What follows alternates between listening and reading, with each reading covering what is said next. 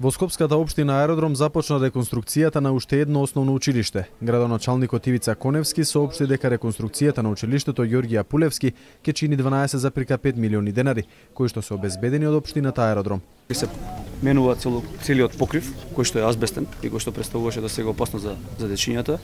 Ќе се става термоизолација, подовите ќе се менуваат и сите тоалети, значи целосна реконструкција на сите тоалети. Коневски истакна дека реконструкцијата на ова училиште треба да заврши до месец септември, за кога е предвидено завршување на реконструкцијата и на останатите училишта и градинки. Очекуваме до септември да ги реконструираме и останатите училишта и градинки во општина Аеродром. Од буџетот имаме обезбедено околу 1,5 евра средства за таа намена и јас очекувам навистина во септември да бидат училиштата и градинките во да имате еден нов лик. Министерот за образование и наука Панче Кралев посочи дека општината Аеродром е пример за континуирано инвестирање во образованието. Тој нагласи дека за неколку месеци ќе заврши изградбата на новото училиште во оваа општина.